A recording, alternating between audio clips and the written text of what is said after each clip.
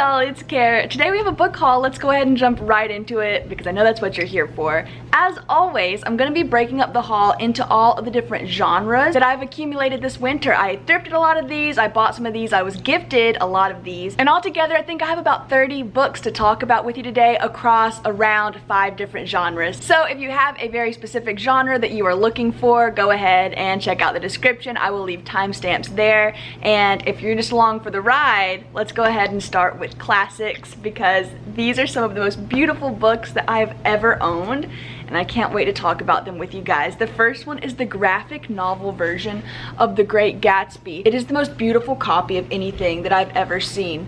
Beautiful illustrations. Obviously it's by F. Scott Fitzgerald, but all of the illustrations are by Aya Morton, and the text was adapted for this graphic novel format by Fred Fordham. I have a really funny story about The Great Gatsby actually. This is one of my very favorite classic books of all time, and you can say that that makes me basic, but actually it just means I have taste. This book has really held up over time, and I've actually read it quite a few times. When I was in college for my literary critical theory course, we used The Great Gatsby as this template book that we had to read over and over again all semester, and we were reading it through the different lenses of critical theories. So we would read it through a feminist lens, then through like a racial or sexual lens, psychoanalytical, which was amazing, post-colonial, new critical theory. Like we went through all of them, reading like large chunks of this book over and over again. Funny thing is, I didn't think I was gonna like it, so I rented it from my college's bookstore that year, and I've never owned a copy of it, even though I've read it like 10 freaking times. So now I have this beautiful graphic novel edition. Next, I have these two adorable little classics. This one is Jane Austen's Pride and Prejudice. This one is Jane Eyre by Charlotte Bronte. I want to show you a cute little close-up. That's what the spine looks like. We have the little gradient pink to blue color. The edges are the sprayed gold edges, and the text is so little and adorable. Honestly, I've not read either of these, so what I'll probably do is find audiobooks for them in the new year and then be able to put them on my red shelves after I finish the audio editions. But I just think they're so beautiful. They're tiny. I don't know if you can tell on camera, but they're so precious. My mom got these for me too. I forgot to say that at the beginning, but my mom got me these for Christmas. But I also have Little Women. This is such a beautiful edition. Look at these end pages. This is like gold and cream. We have the 4 sisters on the front. Little Women is another one of my very favorite classics. I read it when I was in 5th or 6th grade and I loved it. It tore me to pieces, but it's another book that I checked out from my school's library and have just never owned a copy of, even though it's a favorite of all time. And since it's been so long, I obviously know the story very well, but I think this is something that I want to revisit very soon. It's such a good story about family and sisterhood, and I'm sure you probably know a little bit of what it's about, so I'm gonna try to keep tearing through these classics since we have so many more books to talk about. I also got Sense and Sensibility by Jane Austen because I'm joining this Jane Austen book club in 2021. I think that Elena from Elena the Great is hosting it. I will link her announcement video in the description if you're interested in looking at that. But look at the end pages on this bad boy. I don't even know what I'm looking at right now. It looks like a snake, like a purpley green white snake. And also these edges are sprayed to look like they're kind of an old book. Isn't that cool? And then this bind up is just iconic. We have Jane Eyre and Wuthering Heights. These are both by the Bronte sisters. Obviously Jane Eyre by Charlotte and Wuthering Heights by Emily, but this large edition has both of these books in it. So another Jane Eyre, but isn't that gonna look so cool on the shelf? I'm so excited for it. And then a different copy of Wuthering Heights just because my mom saw this and thought it looked so cool. Look at that ominous door on the front. This book is very different. Like it's bigger than my head. It's a very wide and like square book. I'm not good with dimensions, but like look how amazing this copy is. I think since this doesn't have anything on its spine, that once I get around to reading it, I'm gonna actually just face it out on my shelves, on my like classics shelf, and have the rest lined up, and then this one facing out since it looks so amazing. Okay, let's go ahead and move on to horror and thrillers and mysteries, just because of course that's the genre that I have accumulated the most books in this time around. So buckle up. Oh my gosh, this is the book I am most excited to haul in this video. It's a horror book. It's The Invention of Sound by Chuck Palahniuk. Wait for it. Oh can you see it? He signed it. It's a signed copy that my parents found for me, I think at Barnes & Noble. Our Barnes & Noble were just having this like crazy event where they had a ton of books signed by the authors, and they found The Invention of Sound. I did not know this book was that short. Chuck Palahniuk is one of my favorite authors. The Invention of Sound is a 2020 release. In this book we have two different storylines. The first is a man who is searching for his daughter who had gone missing long ago. The second storyline is about this emerging artist who works in the film industry, and her job is to work on the sound effects for horror movies, so she's always trying to craft the very perfect scream. And somehow these two people's paths intertwine with one another. This is already giving me some Night Film feels. I don't know if I'm totally off base with that because obviously I've not read this book yet, but if you've read Night Film, then you kind of know from that description where I'm going with that. Next, I have not heard many people talk about this. It's The Wolf Wants In by Laura McHugh. This is another book that has two different storylines that are somehow going to intertwine, and it focuses on small town America, the opioid crisis, and then I don't know if there's going to be police corruption, but it kind of sounds like that's where they're heading in the description. Basically, one of these women that the story follows is trying to get to the bottom of her brother's death that she does not believe is as simple as everyone tried to wrap it up in a bow as. And the other part of the story is following this 18-year-old girl who apparently has a dark family history, and she's trying to get out of this small town and get away from her family. And while all of this is going on, they're finding bones, like people, like skeletons, like a skull out in the woods, and they keep finding these people's bones.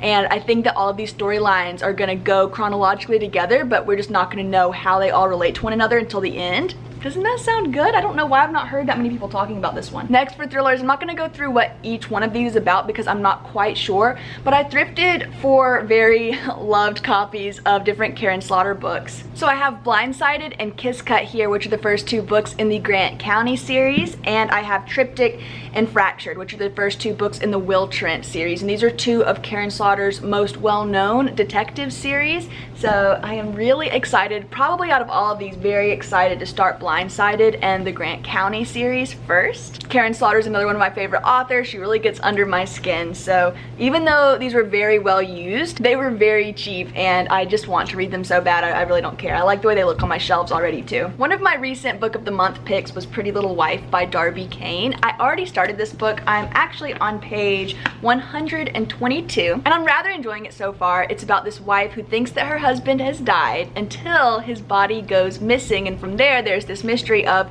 was the husband really dead, and if he was dead, who has taken his body, and if he was not dead, then what's going on? And my amazing friend Jess from Books Past Bedtime just sent me Someone We Know by Sherry Lapina. Thank you so much, Jess. I'm so excited to read this book. I have read almost all of Sherry's other books, and usually they're a hit or a miss for me, but in reading the description of this one, I think this one's really gonna work because it's all about suburban paranoia, and that's one of my favorite subgenres of thrillers. In this book, someone is breaking into people's houses in this neighborhood and getting into their computers and stealing their secrets, and also there is a murder. So we've got drama, paranoia, death, everything I could ask for in something like this, and it's all wrapped up in under 300 pages. I think it's gonna be a keeper. Okay, so you all know, if you watch my videos, how much I loved the one by John Mars last month.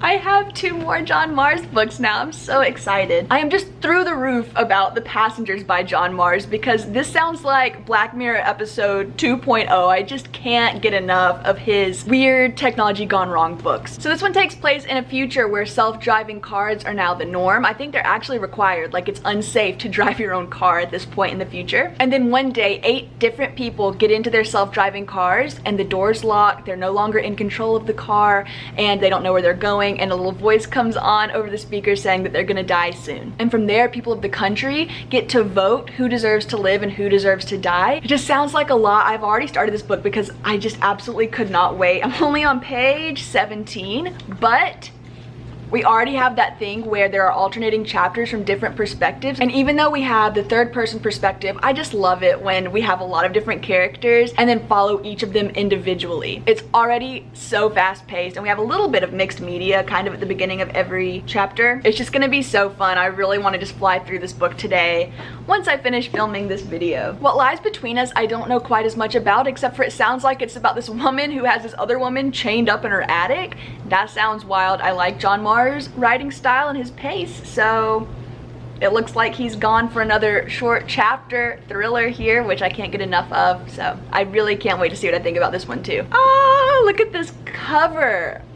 The Devil in the Dark Water by Stuart Turton. This is the same author as The 7.5 Deaths of Evelyn Hardcastle, which I read and enjoyed last year. I think the author described this book as more of a mystery than a thriller, and I think there are also going to be some fantastical elements in it. Look at the end pages. We have a map. I think it's a map of the ship. I guess it's also like maybe a little bit historical fiction too, because it takes place in the 1600s where the world's greatest detective is being transported across seas to his death. His bodyguard is also on board the ship, and he's just trying to do everything he can to prove his friend and his boss's innocence. Then while they're on the ship, some demon stuff starts going down, and I don't know where it goes from there, but this sounds like one of those books where I really want to keep my knowledge at that, because I want each individual plot point to be a little surprise for me. I'm really excited for this book. I keep saying that in all of my videos. Next. Thank you, Mom. She got me The House on Trad Street by Karen White. This is the book that got her into Karen White. The Trad Street books are all a series, and I think they're pretty ghosty. I think they're like a little ghosty mystery series. I don't know. I feel like I've heard about this book for so long from my mom that I just can't wait to see what it's all about for myself. Lastly, for the genre, this is actually a true crime book, but my good friend Morgan from Morgan's Chaotic World sent me The Man from the Train by Bill James and Rachel McCarthy James, who are a little father and daughter duo. Isn't that adorable? But this is actually an amazing story because this father and daughter began piecing together parts of different crimes from across the country, and they found this common factor that the places where these different historical deaths had occurred had been around this train track, to the point where like local law enforcement at the time wouldn't have been able to piece the murders together because they were taking place across the country, but it was the serial killer who was traveling by train so that he wasn't detected, and people were wrongfully accused, wrongfully executed for the crimes of this killer,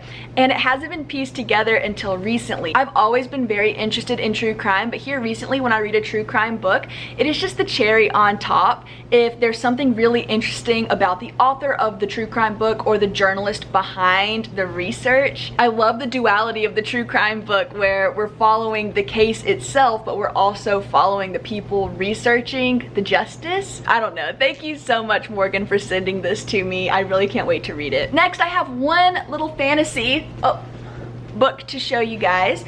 It's The Library of Legends by Janie Chang. I think this is probably going to read a lot like historical fiction or general fiction, but it is going to have fantastical elements. I think we are going to have a little bit of magic going on, but the book starts where these Chinese students are in Nanking and they're being bombed by Japan and have to evacuate. They are tasked with having to carry this box that has 500-year-old myths and folklore inside, and it's known as the Library of Legends. And they're having to travel and keep all of this preserved history safe. Of course, we're gonna have some family secrets. We're gonna have a little bit of romance. The cover itself is so stunning, and this is a little bit outside of my comfort zone, but I think that Noelle from Noelle 7 Pages recommended this. I had it on my Goodreads TBR, and I think that that's how it got there, but whoever recommended this was saying that this would be good for someone who doesn't read much fantasy but is looking to get into it. So that is how I have it today. And now let's transition from fantasy into literary fiction, but this first one is a good bridge to bridge the two genres between. It's The Midnight Library by Matt Haig. So the Midnight Library is referring to this library that lives between life and death, and in this library you can open up a book and see a different direction that your life could have gone in if you had made different choices. I think that this is a concept that everyone at some point in their life or another has thought about, of how different would my life be if I had done this instead of that, like whether it's on a small scale or a large scale. So it's just something I'm very interested in anyway. With Matt Haig's writing style, I'm just ready to be completely destroyed. This won the Goodreads choice for fiction this year, so it's also a little short hardback, which is probably my favorite kind of book. I think they're so cute when I put them up all next to each other. Okay, we have another book of the month pick. I got This Close to Okay by Lisa Cross Smith, and this is about two different strangers,